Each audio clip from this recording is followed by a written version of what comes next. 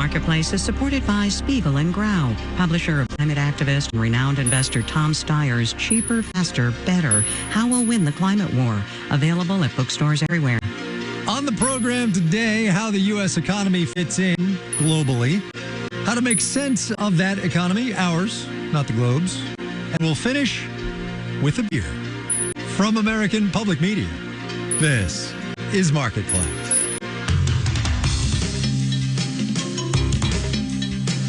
Marketplace is supported by Crowley, a logistics, energy, and maritime solutions company with nearly 135 years of innovation and a commitment to sustainability. Learn more at crowley.com. And by Amazon Business, helping provide a smarter, easier way to get the supplies businesses need to thrive. Amazon Business, your partner for smart business buying.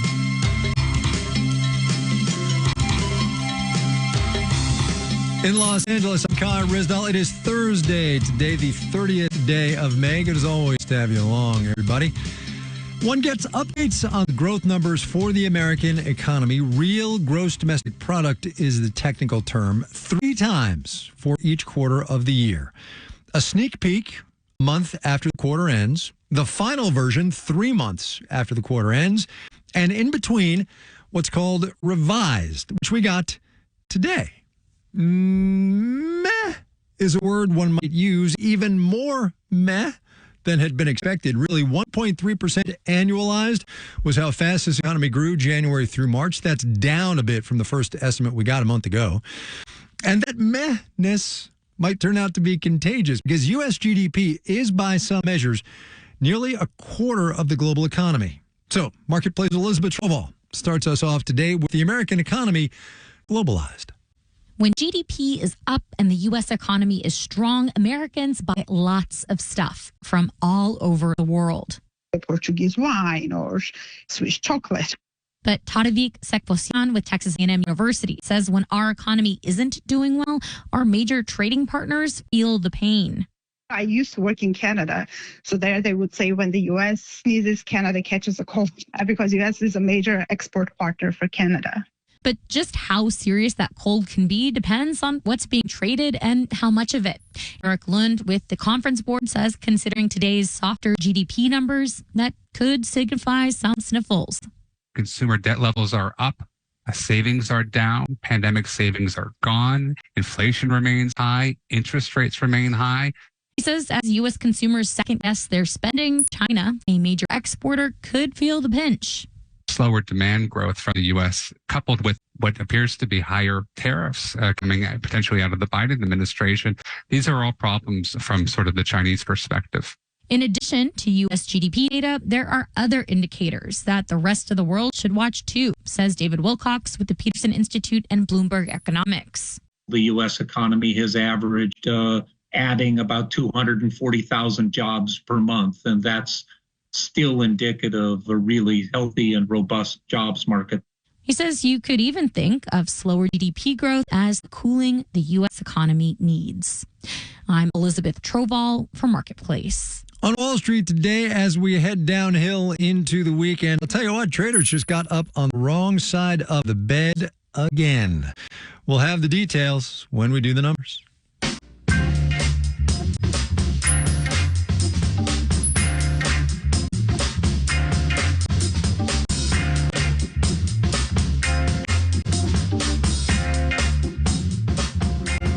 We've had Kyla Scanlon on the program a couple of times over the past couple of years. She is a financial educator. She got her start blogging and making TikToks explaining the economy and the Federal Reserve and pretty much everything else. She also, and this might be how you've heard of her, if not here, she's the one who came up with the term Vibe Session.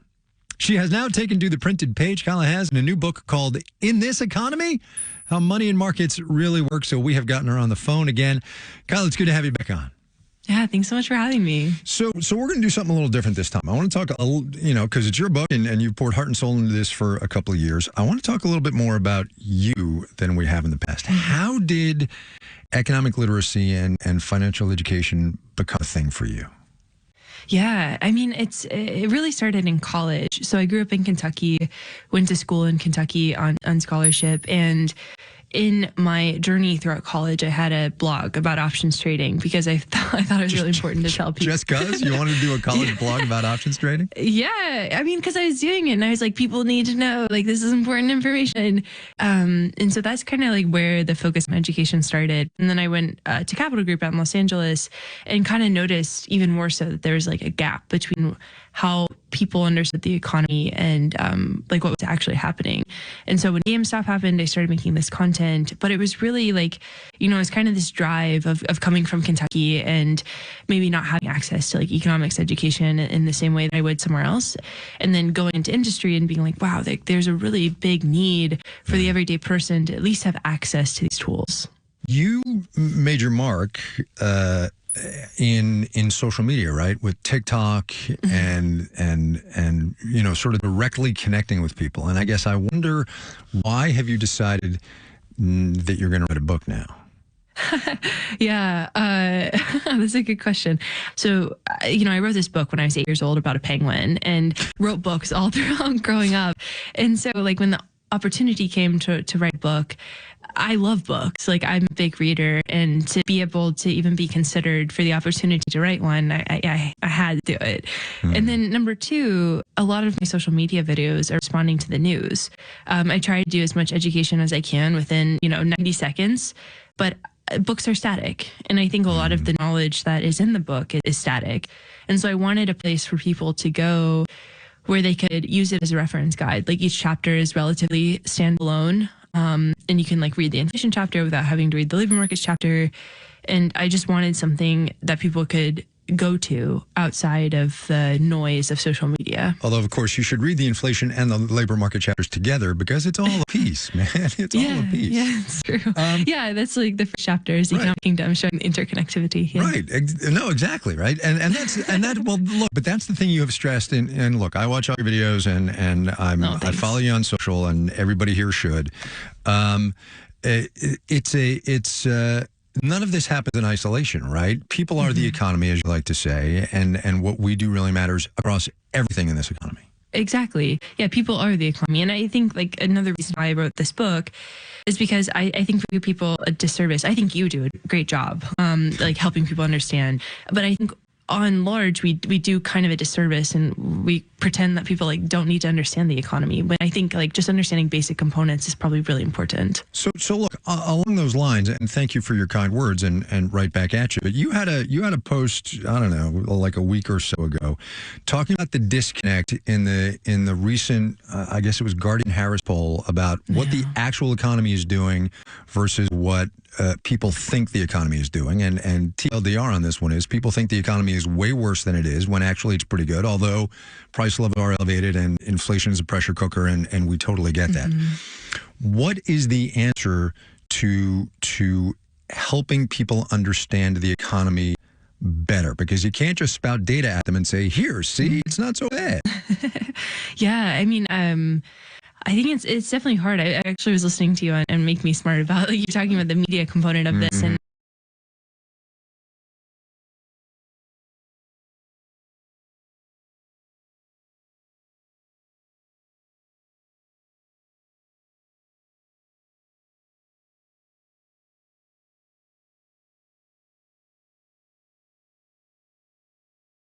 see, it's not so bad. I do think it does boil down to how people are receiving this information. You can't pound them down with data, because I think that just makes it worse most of the time. You kind of have to be anecdotal, and you have to be accessible, and you have to give examples. But yeah, it's a really tough problem to solve, and it's one that I've been wrestling with since that survey came out, because I was just so astounded with those numbers. Yeah. It's really hard. Tell me about the title of this book, In This Economy? Yeah, that's a meme, I think that a couple of TV shows have used it as a line. When we were wrestling with the title, I was like, what if we just kind of made the title a meme? Because that's kind of how I got my start, and that's sort of a fun way to learn about the economy is through meme. And so the title is meant to be fun, because hopefully the book is a fun way to learn about the economy. So let's talk actually about the economy. Last time, maybe 2 times ago, you were on, I forget, we talked about Vibe Session, and was it over? And yes, but maybe not. And now it's, I don't know. From where you sit and what you're trying to do with helping people understand this economy, What do you see? Yeah. I mean, I think like consumer sentiment is still, it's improved, but like, you know, there's still funky stuff with measuring it. I think that there's a lot of uncertainty going into the election. I think that's going to create kind of an edge to the economy. But the economy is, you know, it's moving along. The labor market's okay. Inflation is going down, maybe not at the pace that we would want it to, but it's improving. You know, the stock market's up. Stock market's not the economy, but like it's going okay. And so I think that's the thing with the economy is it's like it's going okay. But I still think people are feeling relatively bad about it. And that's, yeah, where it gets kind of hairy to talk about a good economy when no one thinks it's good. Is there a, you know, I asked you this last time, and I'd be interested to see if your thoughts on it have changed. As we go about describing this economy, those of us in this business, and don't get a lot of traction with making people understand the subtleties of it, how do you think about that? One of my favorite lines is nuance doesn't sell. And I think yeah, totally. Yeah. And I think that kind of summarizes that. Yeah. I think it's two things, right? Like number one, it's hard and you're telling people things are good, like things are fine. You should be feeling okay. And then also number two, like the economy is such a personal experience. Like everybody has a personal inflation rate. Everybody has a personal path with the labor market. And so I think it's really hard because we oftentimes talk about the economy as a whole when a lot of people interpret the economy not as a whole. But if your experience of the economy is not at all what people are telling you, you know, of course you're not going to believe them. And I think that's where it gets really tough is like the economy is art. At the end of the day, it's humans and art is hard to interpret sometimes. You should buy her book. You should follow her on all the socials. Her handle there is @KylaScan. The book is called In This Economy, How Money and Markets Really Work. Kyla Scanlon, really good to talk to you again. Thanks so much, Kyle.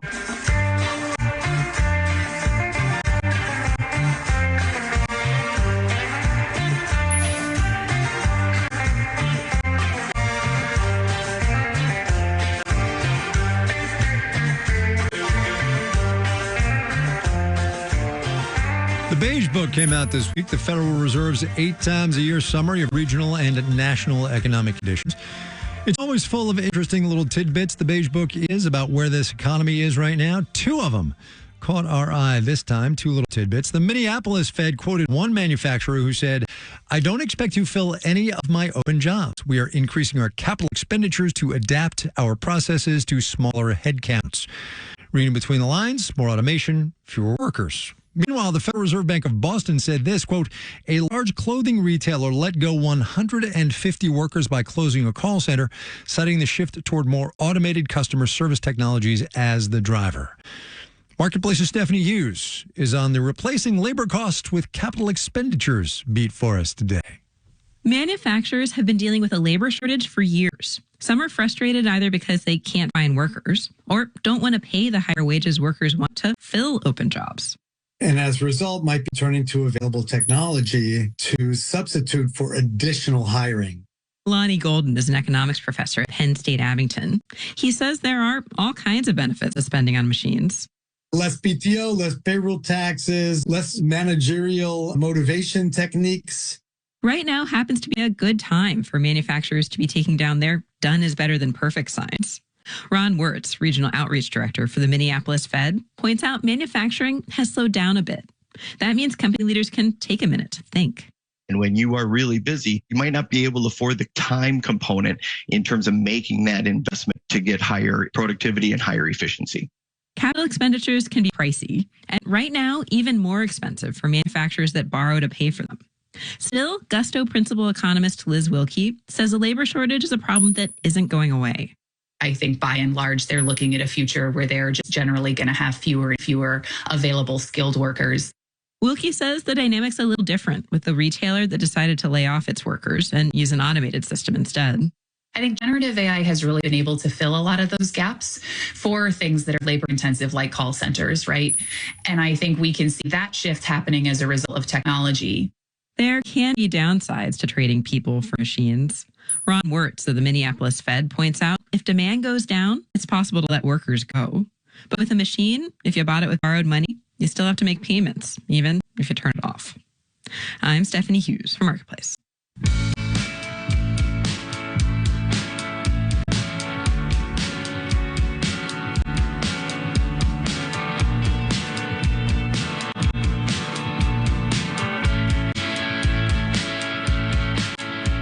Coming up. I mean, one of our fish tacos will run about $12.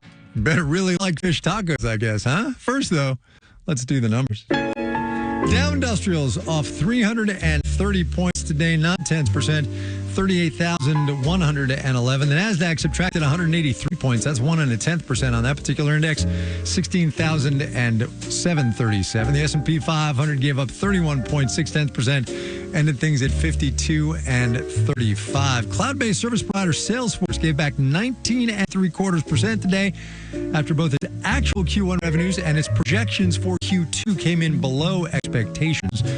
Good day for the shoe trade on Wall Street. Sandal maker Birkenstock grew 11.2% today after boosting its projections for revenue and profit for the rest of the year. Retailer Foot Locker stepped up almost 15% after its Q1 revenues came in way above analyst expectations. Bond prices were up too. The yield on the 10-year T-note thus fell 4.54%. You're listening to Marketplace. Marketplace Numbers is supported by GitLab, the AI-powered DevSecOps platform. GitLab, software faster. Marketplace is supported by Viking, committed to exploring the world in comfort, offering a small ship experience with a shore excursion included in every port and onboard cultural enrichment. Discover more at Viking.com. And by Million Bazillion, a podcast from Marketplace that teaches your kids important lessons about money. They'll learn about bankruptcy, labor unions, and more. Listen to Million Bazillion wherever you get your podcasts.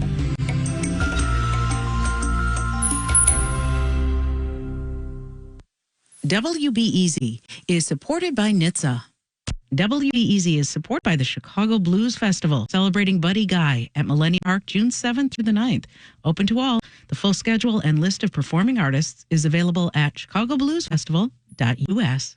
WBEZ is supported by Navy Pier. Navy Pier celebrates summer with live music, dance, movies, fireworks, and more. Visitors can see Chicago from 200 feet above on the Centennial Ferris wheel. Learn more at navypier.org. I'm Juana Summers. If you've got a car or truck that you don't need anymore, donate it to this station. It could be worth hundreds of dollars, even more, and support. Thanks. Find out how at wbez.org.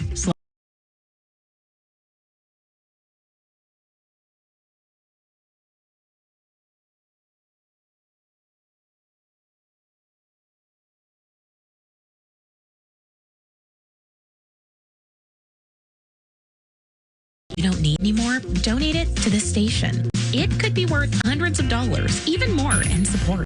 Thanks. Find out how at wbez.org/car. You're listening to your public radio station. This is 91.5 FM, WBEZ, Chicago. This is Marketplace. I'm Kai Rizdal. The good people at Merriam-Webster tell us that the first known use of the word ransomware was in 2005. In the nearly 20 years since, businesses being attacked by hackers, their data held hostage, has only become more of a problem, and it's not just big corporations being targeted. Increasingly, small and medium-sized businesses are finding themselves the victim. And while a cyber attack can be incredibly stressful and costly for a giant corporation, chaos and trouble for years, for a small business, a cyber attack can often spell the end. Our special correspondent, Stacey Vanek Smith, has that story. Brian Balzer remembers the exact moment he realized his company was under attack. It was just after Labor Day weekend in 2021.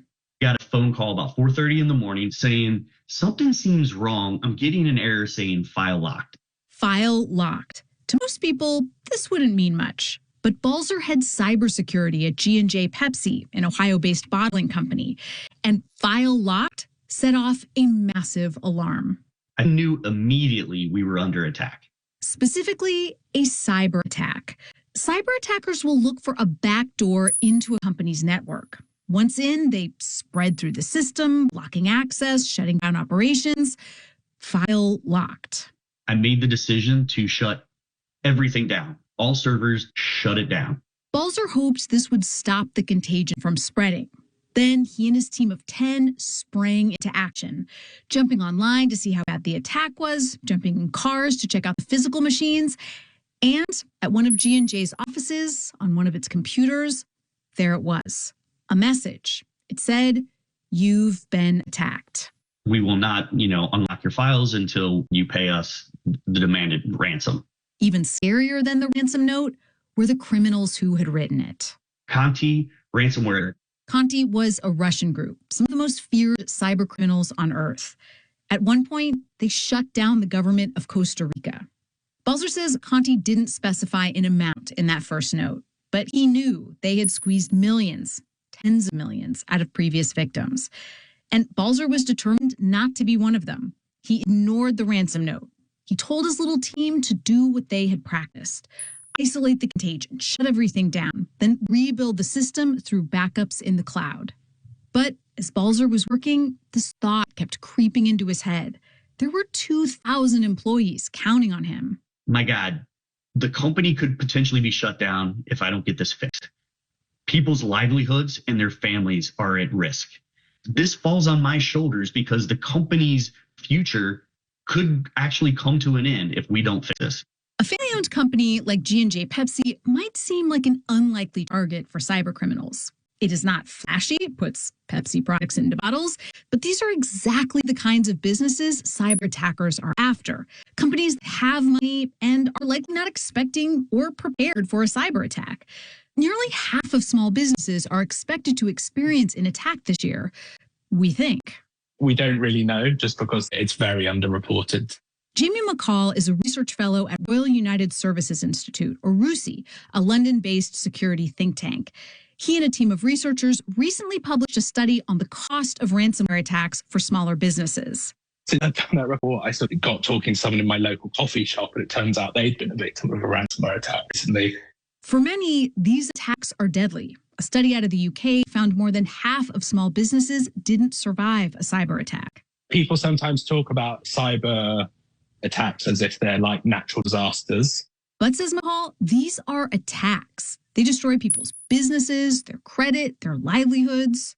Kind of allegory for this is a group of organized criminals walk into their business with guns and say, "You're not going to be able to function until you pay us money."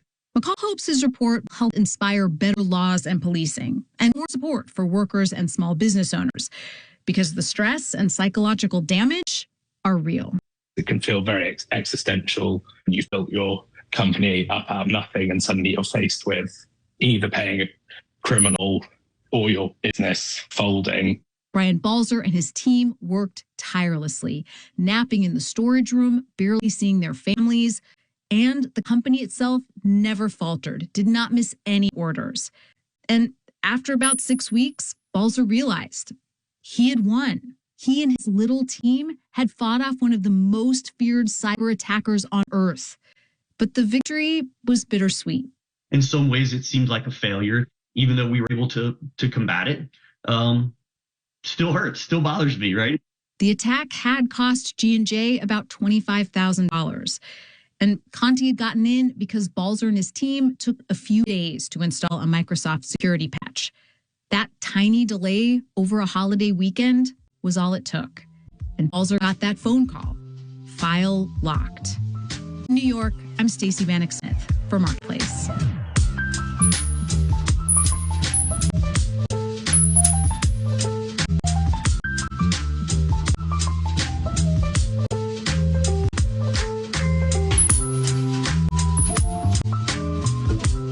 It's at least semi-officially summer as we sit here on this side of Memorial Day.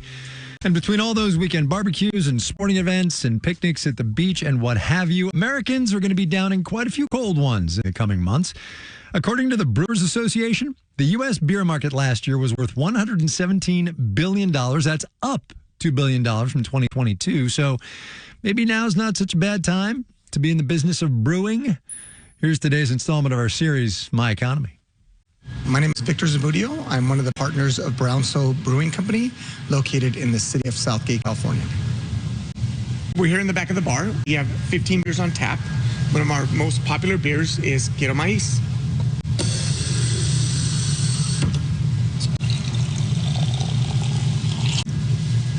So we started scouting locations about 5 years ago, built from the ground up, and then COVID struck. and we purchased our brewing equipment from a manufacturer that was based out of China. And so our brewing equipment sat in China on a port for about 6 months before it was able to be shipped out. We were finally able to open on August of 2023. So what we have back here is our 10-barrel fermenters. We have 4 of them. They are big, probably about 3 to 4 people wide, and maybe a little bit taller than Shaquille O'Neal. You know, initially we started with what we thought were low prices, especially with our beverages. As we've evolved, though, we've realized that the community is willing to pay for quality products and a quality service. And so we have slowly increased our prices to be able to offset some of the costs related to raw materials, labor. And one of our fish tacos will run about $12. They can go across the street and get 3 fish tacos for $4.99, right? And so we want to be able to tell the story in regards to why the cost of our product is how it is. So this is our back loading dock entrance. All the grains are delivered and enter into our production area through the back roll-up gate that we have here. This is the malt. We're still in the investment period and are paying off our debt associated with our build-out.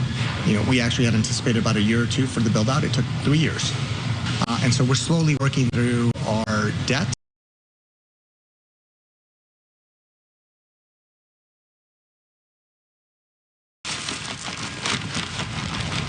We're still in the investment period and are paying off our debt associated with our build-out. You know, we actually had anticipated about a year or 2 for the build-out. It took 3 years. And so we're slowly working through our debts and look to be profitable within, the next 2 to 3 years.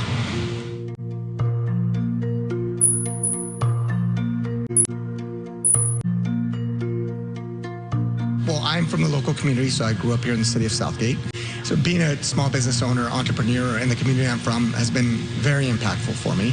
It's exciting to be able to show and demonstrate what we're capable of, right? And to be homegrown, that for us is very exciting. To be able to serve as a beacon for others to say, hey, they've done it, they're from the community, why can't we do it as well, right?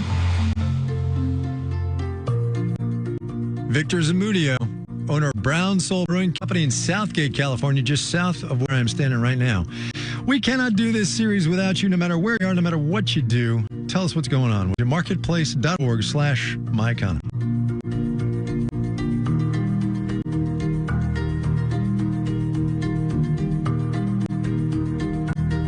Marketplace is supported by Wall Street Journal's Tech News Briefing podcast. Hear what happened to Meta's big bet on the metaverse in a new series available wherever you get podcasts. And by Ninja One, the endpoint management platform that automates the hardest parts of IT and helps your employees be more productive and secure no matter where they work at ninjaone.com. This final note on the way out today, good news on the tax front. Relatively speaking, the Internal Revenue Service announced today that its free tax filing program, Direct File it's called, is going to be available nationwide starting in 2025. It was piloted this year by something like 140,000 filers and saved, get this, $5.6 million in tax preparation fees. John Buckley, John Gordon, Noya Carr, Diantha Parker, Amanda Petra, and Stephanie Seek are the Marketplace editing staff. Amir Bibawa is the managing editor. And I'm Kai Rizdal. We will see you tomorrow, everybody.